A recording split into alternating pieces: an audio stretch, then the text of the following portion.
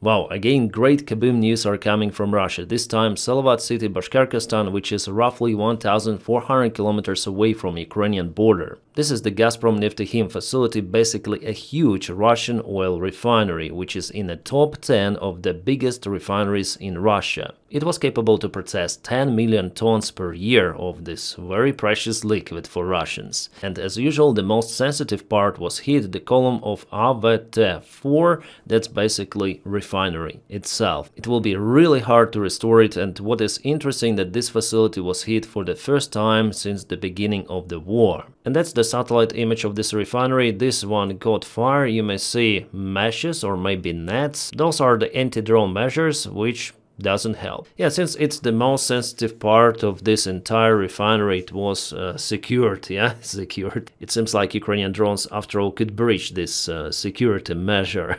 I think I forgot to mention it, but a couple of days ago, Ukraine struck one more refinery in Samara. Yes, again, because it's kind of the huge refinery. Ukraine hit it already several of the times, and here we go with a satellite image showing, again, the sensitive part of refinery being on fire. And judging on what is happening with those Russian refineries before, I guess it was definitely agreement between Ukraine, Russia and United States of not to hit Russian refineries, for example, and Russia hesitated to hit Ukrainian railway infrastructure, but Russia now cuts Ukrainian logistics and Ukraine cuts Russian refineries. And yeah, sometimes logistics as well. And since Donald Trump became the president of the United States of America, the intensity of the strikes continued to grow. Speaking about this region of Bashkortostan, which is really far away again from Ukraine, the last Saturday Ukraine hit two more of the refineries, Bashneft Nova Oil and Bashneft UNPZ. So today it's not a separate case or something, but Ukraine is focused to target Russian facilities in the central part of Russia, and Ukrainian drones managed to get that far. Yeah, for now it's not the Flamingo missile, but Flamingos will be launched very soon. Yeah, this article is written in Ukrainian, but I may translate it for you. So the company Firepoint, which is producing those missiles, promised to extend and expand the production to 50 units per month. And for the next year they plan to expand the production even more. Well, so far we saw this missile in operation just a couple of the times, and both of the times it was not really precise. There was one case with debris which were found not far away from Mariupol airport, plus one of the missiles hit the FSB checkpoint in Artemivsk, not far away from Crimea, but another one that was launched into the particular destination missed it. So yeah, this company has lots of the things to polish, to develop. We'll see how it goes, because they produce those missiles. It is understandable, they stockpile those somewhere and soon they will be launched. Alright, more about drones. We have this debris of the Russian drone Gerbera, even the number is visible on the tail. Well, it was found in Latvia. Just like that on a beach, probably it overflown Poland and landed into the Baltic Sea, and later on, here you go, the part of the drone. It's made out of this foam plastic, which was capable even to carry the engine.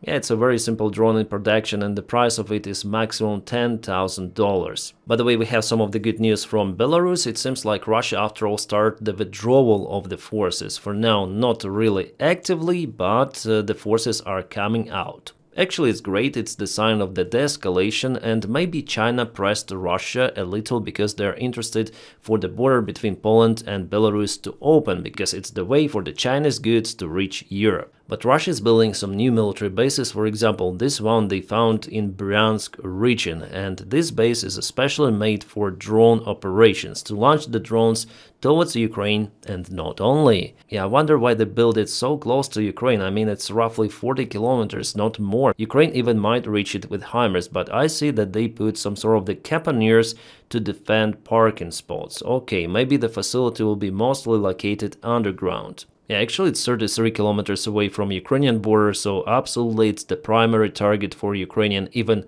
HIMARS systems. Yeah, I think that Russia has low chances to finish this construction. Alright, some interesting news I guess from Reuters. European Union floats plan to use frozen Russian assets for Ukraine loan, bypassing Hungary's veto. Well, now I understand why Dmitry Medvedev was so much worrying about the Russian frozen assets in Europe. He even said that Russia will fight for those. Well, I have huge doubts about it. What European Union officials want is to create a separate fund for compensations for Ukraine, and they want to take money really from those frozen assets. So could it be a real prompt deal from the European Union finally? Well, maybe, but they still have to bypass Hungary's veto, and Hungary will block it by any sort of the means. Orban is just a Russian puppet. Well, yesterday Zelensky said that Ukraine needs roughly $120 billion to survive the next year. That's quite a lot, and so in this context, confiscating some of the Russian actives in Europe sounds not that crazy idea, because first of all, Europe needs to support Ukraine. Without it, Putin may expand the war even further, with many more forces. Also, European Union plans to phase out Russian LNG more quickly after Trump push. Well, I think it's not just about Trump, but realization that Russia escalates the war, launching drones and starting some of the military provocations at the border, so it's the main factor, I guess, and not the Donald Trump. Europe wakes up little by little, understanding the real threat, which is coming from Russia. Oh, Gerasimov, his contract with the Russian army was extended for 5 more years. It seems like Putin really admires this guy. Yeah, Gerasimov made so many mistakes, but after all, he's very loyal to Putin, and that's why Putin keeps him at his position. A general commander of the Russian army, that's why I think the tactics of Russia will not change. They'll continue to use their mid-wave attacks on the front lines. Alright, Putin today organized a meeting with some of the ministers and other Russian officials, and I want you to check out his mimics. Then he says about 700,000 Russian forces deployed in Ukraine. Yeah, guys, you may not know Russian, but mimics will show you everything. So here he says about 700,000 Russian troops. He is happy. He's joyful. You see his bright eyes. And then he says like that, I sent my own people to die in Ukraine. 700,000 soldiers deployed. As we know, total losses for Russia for 3.5 years of this war is roughly 1 million. And there will be more because war continues. And you see how he is really satisfied that he is in this game. Everyone wants from Putin something. Donald Trump calls him to Alaska. Xi Jinping calls him for parades and celebrations. Putin likes and admires the situation. That's why the war in Ukraine will continue. And by the way, Donald Trump had some of the statements relative to the war in Ukraine. He says that he's not interested in ceasefire any longer. He wants to force allies to drop the oil prices, and that is how push Russia, but it will not work like that. It could work before in 80s, in 70s, but now not any longer. It's the different world already where United States of America, especially under the current White House administration, is unable to act promptly on many of the players globally. We might see it from Trump's ultimatums towards India, China. No, it doesn't work. Trump actually lost the tariff war with China, and India has its own policy.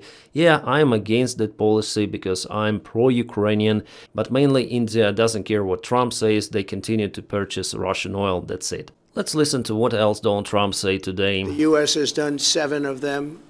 The one that I thought would be easiest would be because of my relationship with President Putin, but he's let me down. He's really let me down. It was going to be Russia and Ukraine. So again, he's like this broken record saying the same stuff again and again. 7 wars have been finished by him. By the way, I'm gonna play one more video soon, and we're gonna laugh with you of how he named Azerbaijan and Armenia. Well, here once again he admits that Putin let him down. Despite Putin's visit to Alaska, nothing is working out with Putin, but Trump again and again refuses to put extra sanctions on Russia. Nor he is interested in supporting Ukraine with direct military help. Luckily, our European partners are working together with the UK. They're purchasing some of the American equipment and deliver everything of that to Ukraine, but it is much less compared to what it was before Donald Trump. So Putin lets him down constantly, but Donny continued to suck Putin's carrot. And let's listen to this Azerbaijan-Armenia case. And the fact that that one's not settled. To think that we settled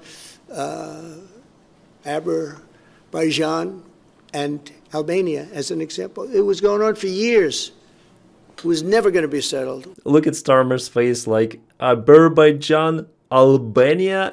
Oh my god, this is hilarious. God save the most competent president of the United States of America, Donald Trump. Albanians, you should be grateful. Say thank you for Donald Trump to finish the war in your country against Azerbaijan. Guys, it is just an incompetent idiot, and it's very bad that he's the president of the United States at this very, very hard time for democracy around the world. Yeah guys, sorry that I continue to tell about Donald Trump in my videos, but after all, he is a president of the United States of America, and this country is decisive for international security. And here's, for example, his speech relative to the drones which were spotted in Poland not long time ago.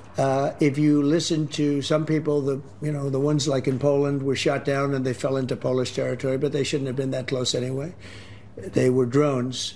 And do you think it was a mistake? The Polish prime minister said it was not a mistake, that they were intentionally into Polish. Well, I'm surprised even the Fox News host said about that it's not probably a mistake, because Donny called it a mistake initially, but later on Polish foreign minister and prime minister dismissed that statement, saying it's not the mistake, it's the intentional attack of Russia on Poland.